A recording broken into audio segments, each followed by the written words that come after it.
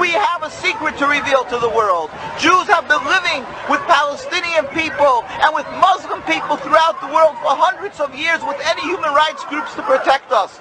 We have no problem with these people. We are, in fact, the most closest in the world in our servitude to the one God, in subservience to one God. And we are thankful, and we've been taught to be thankful in our schools for the hospitality and safe haven and friendship that the Muslim people and the Arab people throughout the world has constantly given to the Jewish people throughout the ages. There were no human rights groups, and we didn't have the Inquisition, and we didn't have the Crusades, and we didn't have the Hitler that came from Christian society. And yet people don't say that the Christians we cannot live together. Why are they doing this, vilifying the Muslim people? It's because a simple base goal of the Zionists, a ploy in order to be able to intimidate, in order to squelch any opposition to their flawed political movement, their rebellion against God, by having the so-called civilized world throughout the world believe that the Muslims are people that you cannot live side by side with,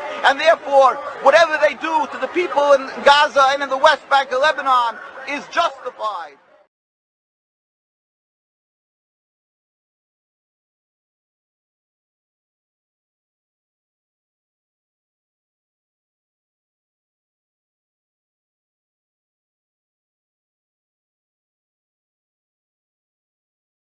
Judaism is a religion, a spirituality to serve God, thousands of years old. Zionism is only around 100 years old. It is the transformation from religion to nationalism, to materialism, created by non-religious Jews who hated the religion, and they really didn't want Judaism. They didn't even want to make their state in Palestine, only in Uganda at the first meetings. The reason they used the name Israel, the Star of David, hijacking, stealing the identity of Judaism and the Jewish people, is in order to get a legitimacy for their existence, that people should say, oh, it's God given to them, and that they should put fear and intimidate people from speaking up against their actions because they'll call them anti-Semitic. Yeah. There couldn't be anything further from the truth. As I say, the best friends of the Jewish people is Turkey. The best friends of the Jewish people is all the Muslim countries who've helped the Jews all the time when they ran away from their problems in other lands. So how could you say this? It's something totally different. It's a political, selfish, flawed movement called Zionism that has no legitimacy to exist. It's against the Torah. Maybe just say one thing. It's against the Torah in its essence. The concept for Jews to have a state is expressly forbidden in the Torah, in the Jewish teaching, since the destruction of the temple 2,000 years ago. We were told by the Almighty in a prophecy of King Solomon, and that we are forbidden to have our own entity, our own state, our own kingdom, even in an uninhabited land. And this was held by all Jews around the world for thousands of years. And it makes it worse, compounds the sin, the crime in having the state, because this state of Israel that these nationalists made it in Palestine, made it in a land that was inhabited by the majority Muslim people, by the Palestinian people. So to steal their land, to kill, to oppress, to banish them from the homes, it flies in the face and contradicts everything of the Torah that says thou shalt not kill, thou shalt not steal, that one has to emulate God, be compassionate. So they've used our identity to rebel against God and to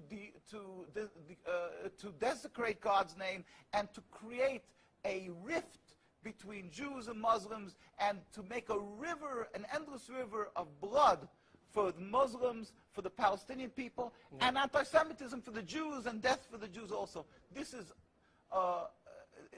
unfathomable and unacceptable in no manner. Is it true that you are against the whole concept of Israel as a state? That is not only, when you say I am, this means the Jews who are true to the Torah, across the board, in every part of the world. All the rabbinical authorities opposed Zionism from day one. As soon as they came up with the concept, the chief rabbis, we have documents, historic documents, the chief rabbi of Palestine, the chief rabbi of Palestine was approached by the United Nations in 1947, and he wrote we furthermore wish to express our definite opposition to a Jewish state in any part of Palestine. And this was in 1947, July. And then 3 months later, they saw that they're being ignored by the United Nations. Yeah. And so he sent another letter to the Secretary General in Lake Success. And he said, we plead with you, at least leave us to the Secretary General. The Jewish Orthodox community, comprising 60,000 souls in Jerusalem, objects to the plea of including Jerusalem in the Jewish state that they want to create. Our community demands that Jerusalem be an international zone under your protection, and its residents be free citizens of the international zone. So they said, at least leave us this part. And they were ignored till today. Jews demonstrate, and I think it's important to see, Jews demonstrate, and they're getting constantly, till today, they made demonstrations, and they're getting beaten by the Zionist police. People can see this is an ongoing, people being beaten by the demonstrations. We have many on NKUSA. You can see the ongoing beating by the Zionist police because they demonstrate against the state, and because they demonstrate against the states willfully ignoring the laws of the Torah. They dig up graves. They want a highway, they dig up graves. It doesn't bother. It's against God, against the holiness of the soul. Muslim countries, they don't do that. Muslim countries respect the Jewish graves. They dig up graves now of thousands of years old, and because they don't believe in the soul, they don't believe in God. Yeah. And what they're doing to the people in Gaza and Palestine is because they've taken God out of the equation.